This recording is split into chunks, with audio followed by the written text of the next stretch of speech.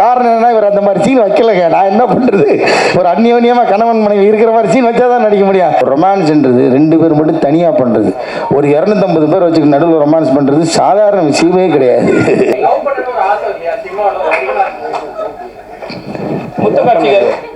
என்ன அருமையான சிந்தனை, இந்த சிந்தனை டைரக்டருக்கு வர மாட்டேங்குது. விஜய் சேதுபதி சாரோட மூவில ஒன்று பண்ணியிருக்கேன், தலைவன் தலைவியில. இப்போ இந்த ஹோல் சிஸ்டமை பார்க்காம நான் இதை எழுதிட்டேன். அடுத்த வாட்டி இதே மாதிரி எழுதுற தைரியம் எனக்கு வருமானு கூட எனக்கு தெரியல. அநீதியில ஒரு கைண்ட் ஆஃப் அப்பாவா இருக்கும், மெர்சல்ல ஒரு பையனுக்கு அப்பாவா நடிச்சேன். இல்லை சார், தக் லைஃபோட நாங்கள் கண்டிப்பாக மோதலை, அந்த வார்த்தை யூஸ் பண்ண மாட்டேன். காளி வெங்கட் சார் ரொம்ப அழகாக சொல்லுவார், ஒரு பெரிய திருவிழா தக் லைஃப், அதில் வந்து நாங்கள் பஞ்சு மிட்டாய்க்கு வந்தோம் அப்படின்னு சொல்லுவார். எதுக்கு டவுட் இல்லை, கதை சொன்னோன்னே எப்படி ஓகே சொல்ல முடியும், நமக்கு செட் ஆகணும்ல ரோல். இப்போ நீங்கள் சொல்கிற ஹீரோ அந்த மெட்டீரியல் நான் கிடையாதுன்னு எனக்கே தெரியும். இன்னமும் ஒரு சீனு 2 சீனும் நடிக்கிறதுக்கு நான் தயாராக இருக்கேன், நடிச்சு விட்டும் இருக்கேன். காரணம் என்ன, இவர் அந்த மாதிரி சீன் வைக்கலங்க. நான் என்ன பண்ணுறது, ஒரு அந்யோன்யமா கணவன் மனைவி இருக்கிற மாதிரி சீன் வச்சாதான் நடிக்க முடியும். எஸ்வி ரியல் எஸ்டேட் மற்றும் உங்கள் ப்ராப்பர்ட்டிஸ் வழங்கும் CMDA-வால் அங்கீகரிக்கப்பெற்ற அனைத்து வசதிகளுடன் கூடிய வீட்டு மனைகள் ரெடியில் மாதவரம், பொன்னேரி, மீஞ்சூர் பகுதிகளில் உடனே வாங்கிட இன்றே தொடர்பு கொள்வீர். தொடர்பு கொள்ள வேண்டிய தொலைபேசி எண் 9791175755. வாழ்த்துக்கள். வணக்கம் சார். வணக்கம் சார். நிறைய பேர் படம் எடுத்து வச்சுட்டு படம் வெளிவரதுக்கு ரொம்ப இடையூறாக இருக்குது, தேட்டர் கிடைக்க மாட்டேங்குது, அவங்க தடுக்கிறாங்க இவங்க தடுக்கிறாங்க அப்படின்ற புலம்பல் வந்து ஒவ்வொரு ப்ரெஸ் மீட்லையும் இருக்குது. நீங்களும் சின்ன படம் தான் எடுத்து வச்சிருக்கீங்க, உங்களுக்கு அந்த மாதிரி இடையூறுகள் ஏதாவது இருந்துச்சு சார்? ஆக்சுவலி உண்மையை சொல்லணும்னா இந்த படத்துக்கு இல்லை சார். ஏன்னா எப்படி ஆச்சுன்னா, ஃபஸ்ட்டு நான் வந்து ஏதாச்சும் ஒரு படம், ஒரு தரமான படம் எடுக்கணுன்ற ஒரு ஓட்டம் இருந்தது. அதுக்காக நாங்கள் கண்டிப்பாக ஓடணும். ஸோ படம் வந்து நான் என்ன நோட்டீஸ் பண்ணேன்னா சார், ஒரு படம் அதுக்கு தேவையான ஆளுங்களை ஆட்டோமேட்டிக்காக இழுத்துக்கிட்டே இருந்தது. இப்போ சத்யராஜ் சார் வந்து எனக்கு எட்டாத தூரமாக தான் அவரை நான் பார்க்குறேன். ஏன்னா எனக்கு அவர் நேராக தெரியாது, பேசினதில்லை. அவர்கிட்ட ஃபோன் நம்பர் வந்து கிடச்சிது, ரேண்டமாக ஃபோன் பண்ணி பேசணும். 1 hour டைம் கொடுத்தாரு. அவர் ரொம்ப பொறுமையாக தான் டீல் பண்ணார் எங்களை. ஸோ நான் போய் என்னை பற்றி நான் ரொம்ப பேசலாங்க. நான் வந்து இவங்க நாங்கள் ஏற்கனவே எடிட் பண்ணிட்டோம் இவங்க நடித்த போர்ஷனை. ஸோ அதை போட்டு காமிச்சா அவருக்கு பிடிச்சிட்டு அவர் ஓகே சொல்லிட்டாரு. வடிவேல் சாருமே அதே மாதிரி தான். அவரும் வந்து யோசிச்சார், எப்படி நான் நடிக்காத படத்துக்கு நான் எப்படி பாட்டு பாடுறதுன்னு யோசிச்சார். பட்டு நாங்கள் சொன்னோம் சார், ஒரே ஒரு பாட்டு கேளுங்க, பிடிச்சதுன்னா நீங்கள் பாடுங்க சார், இல்லைன்னா விட்டுருங்க, தொல்லை பண்ண மாட்டோம்னு சொன்னோம். கேட்டார், அவருக்கு பிடிச்சிருச்சு. ஸோ அந்த கலை வந்து அந்த ஆளுங்களை இழுத்துக்குதுன்னு நான் நினைக்கிறேன். ட்ரீம் வாரியர் பிக்சர்ஸ் வந்து அதுதான் ஆச்சு.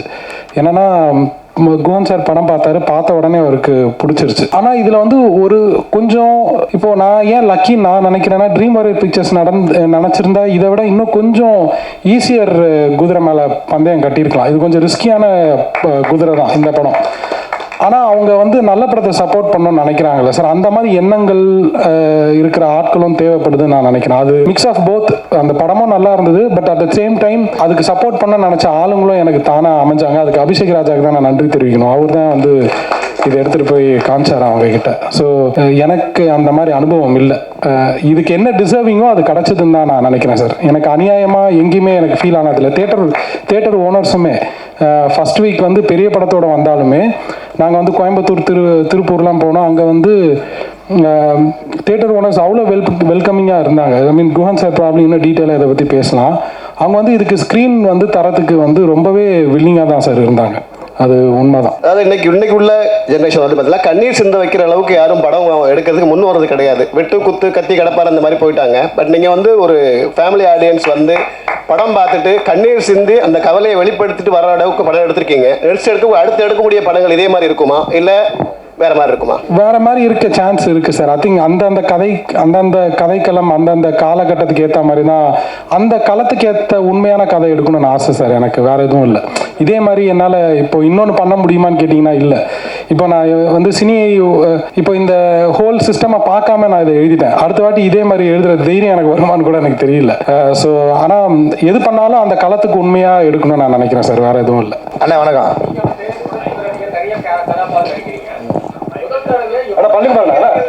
ஒன்றும் இல்லை, முதல் தடவையாக நீங்கள் ஒரு தகப்பனார் வேடத்துக்கு, ஒரு பையனுக்கு ஒரு குடும்பத்தில் தலைவனாக ஒரு தகப்பனார் வேடத்தில் நடிக்கிறீங்களா? இன்னும் தகப்பனார் வேடனை நடிக்கலாமா? எப்படி உங்கள் கேரக்டர் எப்படி இருக்குன்னு நினைக்கிறீங்க? ஆனால் நீ இறுதி சுற்று மிஸ் பண்ணிட்டீங்கன்னு நினைக்கிறேன். இறுதி சுற்றுலேயே நடிச்சிட்டேன் நான். அப்போ அவங்களுக்கு 20 வயசு ஹீரோயின், அவங்களுக்கு அப்பாவை நடித்தேன். நான் அதான் நிறைய படம் அப்பாவை நடிச்சிட்டேனே. அப்புறம் வந்து நம்ம அநீதியில் ஒரு கைண்ட் ஆஃப் அப்பாவாக இருக்கும், மெர்சலில் ஒரு பையனுக்கு அப்பாவை நடித்தேன். இப்போ இதில் ஒரு விதமான அப்பாவாக இருக்கும். ஸோ எனக்கு ஆல்ரெடியே நான் நிறையா தான் அப்பா நடிச்சேன்னு நினைக்கிறேன். இதுக்கப்புறம் வந்துச்சுன்னா அந்த கேரக்டர் என்ன செய்யுது, அதுக்கான வெயிட் எப்படி இருக்குன்னு பார்த்துட்டு நடிக்கலாம். நான் ஒன்றும் தப்பு இல்லை. நன்றிண்ணே. வந்து காளிவெங்கட் நடிச்சார். அது ஒரு ஆட்டோ டிரைவர் மாதிரி வர்றாரு. கடைசியில் கிளைமாக்ஸில் வந்து பொண்ணு வந்து கேட்குது காளிவெங்கட் ஃப்ரெண்டுக்கிட்ட, எங்கள் அப்பா வந்து துணி அந்த குப்பை அள்ளினாரான்னு கேட்குறப்போ ஒரு அமைதியாக விட்டீங்களே. அந்த கெயில் ஒரு நல்ல ஃப்ரெண்டு. ஏன்னா காளி வெங்கட் சாரோட கேரக்டர் வந்து என் பசங்கிட்ட மட்டும் சொல்லிடாதன்னு சொல்லியிருக்க ஒரு பேக் ஸ்டோரி தான் அது. இந்த பசங்க கஷ்டப்படுவாங்களோன்னு அவரும் நினைக்கிறாரு. ஆனால் அந்த பொண்ணு தெரிஞ்சுக்குது. அந்த பொண்ணு ஒன்றும் தெரிஞ்சுக்கிட்டு அப்பா கிட்ட கேட்கலாமான்னு நினைக்கிறாங்க. சரி, அப்பா மறைச்சார்ல இத்தனை வருஷம். ஸோ இதை கேட்டால் கஷ்டப்படுவாரோன்னு அவங்களும் கேட்க மாட்டேங்கிறாங்க. ஸோ அவங்க ஒருத்தருக்கு ஒருத்தர் அவ்வளோ சப்போர்ட்டிவாக இருப்பாங்கன்றது தான் சார். அந்த இல்லை சார், எல்லா குடும்பத்திலையும் வந்து ஒரு ஃபாதர் வந்து எப்படி கஷ்டப்பட்டு குழந்தைகளை படிக்க வச்சு கொண்டு வரான்றது தெரிஞ்ச விஷயம் தான். அந்த விஷயத்த அந்த கேர்ளுக்கு தெரிஞ்சிருக்கலாம் இல்லையா, டாக்டருக்கு அவங்களுக்கு தெரிஞ்சிடும். அதான் அந்த தம்பி பையன் சொல்லியிருப்பான். அவங்களுக்கு இவன் சொல்லி தான் அவங்களுக்கு தெரிய வந்திருக்கும். அதாவது விஸ்வான் சொல்றாரு, ஜோஷவன் சொல்றாரு. ஆமா ஆமா, அப்பா வந்து இது மாதிரி வந்தாரு. ஆமா, ஆனால் டாக்டருக்கு தெரிஞ்சா அவங்க இன்னும் கொஞ்சம் ஃபீலிங் அதிகமாக வரும் இல்லையா, அதுக்காக தான் கேட்டேன் நான். ஆமா, தெரிஞ்சு அவங்க ஃபீல் பண்ணுவாங்க. என்னன்னா சார், அவங்க அப்பா கிட்ட கேட்க மாட்டாங்க. அப்பா மனசு கஷ்டப்படுவாருன்றது மறைக்கிறதா. இப்போ நமக்கே ஏதாச்சும் ஒரு பிரச்சனை, நம்ம வீட்டில் எடுத்தோடனே போய் அப்படியே கொட்டிட மாட்டோம். நம்ம வந்து ப்ரொடெக்ட் பண்ண தான் ட்ரை பண்ணுவோம். ஸோ அந்த மாதிரி அவங்க ப்ரொடெக்ட் பண்ண ட்ரை பண்ணுறது தான் அது. அப்படி தான் அந்த கேரக்டர். இப்போ நானாக இருந்தால் அப்படி தான் நான் சொல்லியிருப்பேன். இப்போ எனக்கே சும்மா நான் ஏதோ ஒரு வயிற்று வலியோ இல்லை ஹாஸ்பிட்டல் போகிற மாதிரி இருந்தால் எடுத்தோடனே நான் அம்மா கிட்ட சொல்ல மாட்டேன், பயந்துருவாங்க அவங்க. ஸோ ஒருத்தருக்கு ஒருத்தர் ப்ரொடெக்ட் பண்ணுறது தான் அது, வேறு எதுவும் இல்லை sir. Okay sir, thank you sir. Director இங்கே சார், தக் லைஃபோட மோதுனீங்க. ஆமாம், தக் லைஃபே இன்னும் சக்ஸஸ் மீட்டு இது பண்ணலை. ஸோ நீங்கள் வந்துட்டீங்க உடனே சக்ஸஸ் மீட்டு. இப்போ வர படங்கள் எல்லாமே சக்ஸஸ் மீட் தான், தேங்க்ஸ் கிவ் மீட்டாக மாறிடுச்சு. ஸோ இது வந்து உண்மையாலுமே உங்களுக்கு வெற்றி தானா? இல்லை சார், தக் லைஃபோட நாங்கள் கண்டிப்பாக மோதலை, அந்த வார்த்தை யூஸ் பண்ண மாட்டேன். நாங்கள் வந்து காளி வெங்கட் சார் ரொம்ப அழகாக சொல்லுவார், ஒரு பெரிய திருவிழா தக் லைஃப், அதில் வந்து நாங்கள் பஞ்சு மிட்டாய்க்கு வந்தோம் அப்படின்னு சொல்லுவார். ஸோ இதுக்கான ஸ்பேஸ் இருந்தது சார். இது எங்களுக்கும் டேட்டாவும் இதுதான் ஒர்க் ஆச்சு. ரெண்டாவது, இதை வந்து நான் ஏன் தேங்க்ஸ் கிவிங் நான் சொல்கிறேன்னா, உண்மையிலே எனக்கு சந்தோஷமாக இருக்குது சார். ப்ரெஸ் கிட்ட கிடைச்ச சப்போர்ட், மக்கள்கிட்ட கிடைச்ச சப்போர்ட், எங்களுக்கு வந்து இது pure and pure word of mouth படம் தான் இது. எங்களுக்கு நீங்கள் ரொம்ப பெருசாக எங்களுக்கு ஃபிசிக்கல் ப்ரொமோஷன் நீங்கள் பார்த்துருக்க மாட்டீங்க. நாங்கள் நம்பினது எல்லாமே நியூஸ் பேப்பர், டிஜிட்டல், இதை மட்டும் தான் நாங்கள் நம்பினோம். ஸோ உண்மையிலேயே முழுக்க இது ப்ரெஸ் அண்ட் மக்கள்னால மட்டுமே ஓடுன படம் இது. அதுக்காக தான் நாங்கள் நன்றி தெரிவிக்கலான்னு வந்திருக்கோம் சார். மற்றபடி வேறு எதுவும் இல்லை. பாலா இல்லை சார், நீங்கள் வந்து பார்த்தீங்கன்னா ஹீரோவும் நடிக்கிறீங்க, ஹீரோயினாக நடிக்கிறவங்களுக்கு அப்பாவும் நடிக்கிறீங்க. ஸோ உங்கள்கிட்ட கதை சொல்லும் போதே நீங்கள் ஓகே சொல்லிடுவீங்களா, இல்லை கொஞ்சம் ஏதாவது டவுட் இருக்குமா? எதுக்கு டவுட் இல்லை, கதை சொன்னோன்னே எப்படி ஓகே சொல்ல முடியும், நமக்கு செட் ஆகணும்ல ரோல். ஏன்னா ஹீரோவாக போயிட்டு இருக்கவங்க ஒரு கேட்டகரிக்கு மேலே போனாங்கன்னா அதுக்கு மேலே நான் இது வேணாம் அப்படின்ற மாதிரி ஸ்டாப் பண்ணுவாங்க. இல்லை, அப்படி நீங்கள் எல்லா கேரக்டரும் பண்ணுறீங்க, ஹீரோ வந்தாலும் பண்ணுறீங்க, ஹீரோயினுக்கு அப்பாவாக இருந்தாலும் பண்ணுறீங்க, மாமனாராவும் போகிறீங்க, சைடில் வக்கீலாவும் ஆகுறீங்க. எந்த கேரக்டர் தான் நீங்கள் விட்டு வைக்கல? இல்லை, இது வந்து நான் ஹீரோவாக தான் இதுக்கப்புறம் நடிக்க போகிறேன் அப்படின்ற மாதிரிலாம் எந்த ஐடியாவும் எனக்கு இல்லை. ஏன்னா என்னை பொறுத்தளவுக்கு ஒரு கேரக்டரை அது ஜெனுவனாக நடிக்க ட்ரை பண்ணோம், அவ்வளோதான். அது வந்து அது அவங்க எவ்வளோ பயன்படுத்திக்கிறாங்கன்றதை பொறுத்து தான் இருக்குது. இந்த படத்தில் முழுமையாக இருந்துச்சு அந்த கேரக்டர். எல்லா படத்துக்கும் எப்படி நம்ம அந்த ரோலை வந்து ஓரளவுக்கு நெருக்கமாக, உண்மைக்கு நெருக்கமாக நடிக்கணும்னு நினைக்கிறோமோ அதுதான் இதுலேயும் பண்ணியிருக்கோம். இப்போ நீங்கள் சொல்கிற ஹீரோ அந்த மெட்டீரியல் நான் கிடையாதுன்னு எனக்கே தெரியும். வந்து நம்ம அது கிடையாது. ஆனால் இப்போ நம்ம ரோலுக்கு இப்போ என்னோட கேஸ்டிங்காக என்னோட ஒரு கேரக்டருக்கு என்னோட ரோல் வந்து செட் ஆகும், என்னோட கதாபாத்திரம் செட் ஆகும்னு நினச்சாங்கன்னா அது ஒருவேளை அந்த படத்தில் லீடாக இருந்துச்சுன்னா அப்படி தான் நடிக்க முடியும். இப்போ நமக்கு நம்ம நம்ம படம் செட் பண்ணி நடிக்கிற அந்த பிளான்லாம் இல்லை. இன்னமும் ஒரு சீனு 2 சீனும் நடிக்கிறதுக்கு நான் தயாராக இருக்கேன், நடிச்சு விட்டும் இருக்கேன். ஏன்னா எனக்கு என்ன பொறுத்தளவுக்கு நாசர் சார் சொன்ன ஒரு பாயிண்ட் எனக்கு ரொம்ப ஆழமாக எப்பவுமே இருக்குது. அதாவது நீ நடிக்கிற ரோல் வந்து சின்னது பெருசுன்றது அது யாரும் முடிவு பண்ணுறதுல அந்த டைரக்டர் முடிவு பண்ணியிருக்காரு. கொஞ்சமாக இருக்கிற சீனாக இருந்தால் நீ வந்து சின்ன ரோல்னால் கொஞ்சமாக நடிச்சுட்டு அப்படி வந்துடுவேன், இல்லை அதுக்கு ஜெனுவனாக தான் நான் நடிச்சுட்டு வருவேன். அந்த மாதிரி தான் வந்து அவங்க அந்த படத்தில் உன்னோட லைஃப்பை கொஞ்சமாக காட்டுறாங்கன்னு அர்த்தம், அவ்வளோதான். அது அது எவ்வளோ வெளியில் வருதோ அது அந்த ரோல் டிமாண்ட் பண்ணுறதை பொறுத்து தான் இருக்குது. அதனால் எனக்கு அந்த அந்த பேரிகார்டெலாம் எதுவும் இல்லை. யாரி வேற ஒரு ஸ்டார் கிடையாது.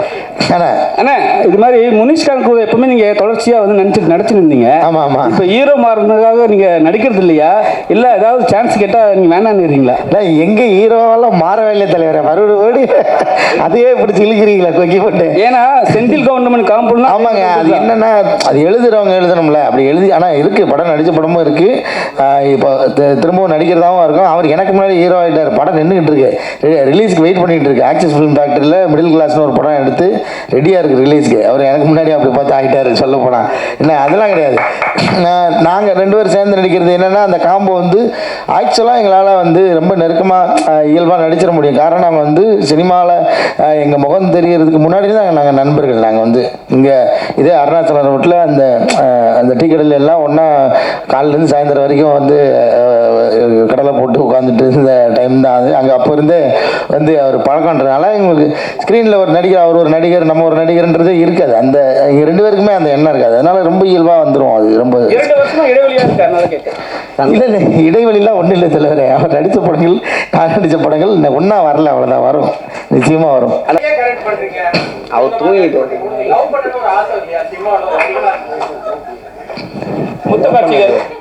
என்ன அருமையான சிந்தனை. இந்த சிந்தனை டைரக்டருக்கு வர மாட்டேங்குதே. இதுதான் நான் மைக்கிலையும் புலம்புனேன். கணவன் மனைவி பாருங்க, அப்பாவா நடிச்சேனே சொல்லிட்டு இருக்கீங்க. நான் வந்து ரோஷனிக்கு அப்பாவா நடித்தேன், ஷெல்லிக்கு நான் வந்து கணவனாக தான் நடித்தேன். அதை சொல்லவே மாட்டேங்கிறீங்க யாரும். அப்பா கேரக்டர் நடிச்சீங்க, அப்பா கேரக்டர் அப்படி பார்த்தா கணவனாக தான் நடித்தேன், ஹஸ்பண்ட் கேரக்டர் தான் நடித்தேன். அதை சொல்ல மாட்டேங்க. காரணம் என்னன்னா இவர் அந்த மாதிரி சீன் வைக்கலங்க. நான் என்ன பண்ணுறது, ஒரு அந்நியோன்யமாக கணவன் மனைவி இருக்கிற மாதிரி சீன் வச்சா தான் நடிக்க முடியும். நானும் எப்படி நடிக்க முடியும் சார்? அப்போ ப்ரொடியூசர் டூயிண்ட் ஆர்டர் இல்லை. ஆனால் நீங்கள் சொன்ன மாதிரி நெருக்கமான காட்சிகள், ரொமான்ஸான காட்சிகள் நடிக்கணும்னு எனக்கு நிச்சயமாக ஆசை இருக்குது. ஏன்னா ஏன் சொல்கிறேன்னா, இப்போ ரொமான்ஸ் பண்ணிக்கிறதுக்காக கிடையாது, அது நம்ம வேணும்னா நம்ம வந்து அது விஷயம் கிடையாது. நான் என்ன சொல்கிறேன், ஸ்க்ரீனில் அந்த உணர்வை ப்ரெசென்ட் பண்ணுறது இருக்குல்ல, அது உண்மையிலுமே பயங்கர டஃப்பான ஜாப். இன்றைக்கி வரைக்கும் இருக்கிற பெரிய பெரிய ஸ்டார்லாம் பார்த்து நான் வந்து ஆடி போயிருக்கிற ஒரே விஷயம் அந்த ஒரு விஷயம் மட்டும்தான். எனக்கு இந்த ஃபைட்டு, இந்த பஞ்சு வசனம் அதெல்லாத்தையும் தாண்டி ஒரு விஷயம் மட்டும் நீங்கள் நல்லா ப்ராக்டிக்கலாக யோசிச்சு பாருங்கள். ஒரு ரொமான்ஸ்ன்றது 2 பேர் மட்டும் தனியாக பண்ணுறது, ஒரு 250 பேர் வச்சுக்க நடுவில் ரொமான்ஸ் பண்ணுறது சாதாரண விஷயமே கிடையாது. நீங்கள் சொல்கிற மாதிரி அது ஆக்சுவலாக பெரிய தண்டனை. எல்லாரும் முன்னாடி உட்காந்துட்டு ரொமான்ஸ் பண்ணுற மாதிரி ஒரு தண்டனை எதுவுமே கிடையாது. அதை நான் இப்பயும் பார்த்து எல்லா ஸ்டாரும் பார்த்து நான் பிரமிக்கிற ஒரு விஷயம் என்னன்னா, இத்தனை கூட்டத்துக்கு மத்தியில் எப்படிப்பா ரொமான்ஸ் பண்ணுறீங்க. ரொமான்ஸ்ன்றது ஒரு தனிப்பட்ட முறையில் இருக்கும்போது வர்றதாச்சு. அதை கொண்டு வர்றதுக்கு அந்த உணர்வு, அது உண்மையாலுமே பயங்கர சவாலான விஷயம். அந்த சவாலுக்கு நானும் தயாராக தான் இருக்கிறேன். ஏன்னா தலைவனே போயிட்டு ஒரு தனியார் சேனலில் பேசியிருந்தாங்க, சில படங்கள் வந்து விமர்சனம் பண்ணுறதுக்கு அமௌண்ட் கொடுத்து பண்ணுறாங்க அப்படின்னு சொல்லிட்டு. இது சின்ன படம், இது நியாயமாக வெற்றியாக கூட இருக்கலாம். பட் ஆனால் இந்த கருத்துக்கு என்ன சொல்கிறீங்க? இல்ல என்ன क्वेश्चन கேக்குறீங்க? பெய்ட் ரிவ்யூஸ் இருக்கான்னு கேக்குறீங்களா? ஏன்னா இப்போ நம்ம படம் வச்சீங்க, நார்மலான ஒரு யதார்த்த கதை கொடுத்துருக்கீங்க. பட் ஆனால் வெளியே பேசும்போது இந்த மாதிரியான காசு கொடுத்து அவங்க ப்ரொமோஷன் பண்றாங்க அப்படின்ற ஒரு டாக் போகுது இல்லை. ஸோ இதை பத்தி என்ன நினைக்கிறீங்க? இல்லை ஆக்சுவலாக எனக்கு இந்த படத்தில் எங்கள் அனுபவம் நான் சொன்ன மாதிரி எப்படி ஆயிடுச்சுன்னா, ப்ரெஸ் சப்போர்ட் பயங்கரமாக கிடச்சிது ஃபர்ஸ்ட்லேருந்து. அதுக்கப்புறம் மக்களோட வேர்ட் ஆஃப் மவுத் தான் இருந்தது. டாப் ரிவ்யூவர்ஸ் ரிவ்யூ பண்ணலை, அது நான் ஒத்துக்கிறேன். ஆனால் ஏன் பண்ணலன்ற ரீசன் எனக்கு தெரியாது. இல்லைங்க, வேலை பார்க்குற இது நல்லா இருக்காதுல்ல, அது கரெக்டாக இருக்காது. ஆமாம் ஆமாம், இல்லை தப்பாக தெரியும். ஆனால் டிஸ்கஷன் பண்ணலான்னு நாங்கள் பிளான் பண்ணோம். இது கேட்கலாம்ல? சொல்லுங்க. இல்லை கண்ணம்மால பயங்கரமாக ஒரு ட்ரோல் ஆகினீங்க, நடந்து போயிட்டே இருந்தீங்க, சார்பட்டா அதில் நிறுத்தினாங்க, இப்போ திரும்பவும் ஸ்டார்ட் பண்ணியிருக்காங்க. புரியல எனக்கு. என்ன நீங்க கண்ணம்மால பேக் எடுத்து வெளியே போனீங்க தெரியுமா, ரோடோட காமிச்சு, அது பயங்கரமா ஒரு ட்ரோல் ஆச்சுல. அதுக்கப்புறம் இது ட்ரோல் ஆயிட்டு இருக்கு, அதை பாத்தீங்களா? ட்ரோல் ஆயிட்டு இருக்கா? ஆமா, நீங்க போற மாதிரி. அப்படிங்களா? சந்தோஷம் தான். ஏன்னா நீங்க எடுக்கிற சூசிங்கான ஸ்டோரிஸா இது பண்ணிட்டு இருக்கீங்க. இப்போ அடுத்தடுத்து யார் கூட பண்ணிட்டு இருக்கீங்க? இப்போ அடுத்து வந்து விஜய் சேதுபதி சாரோட மூவில ஒன்று பண்ணியிருக்கேன், தலைவன் தலைவியில பண்ணியிருக்கேன். ஸோ அது அடுத்த மாதம், இன்னும் டேட் சொல்ல. ஸோ அதுவும் அடுத்து இருக்கு. இன்னும் நிறைய கதை கேட்டுட்டு இருக்கேன். ஸோ இந்த மாதிரி ஒரு பியூட்டிஃபுல்லான ஸ்டோரிக்கு வந்து அடுத்து வெயிட் பண்ணுறேன். ஸோ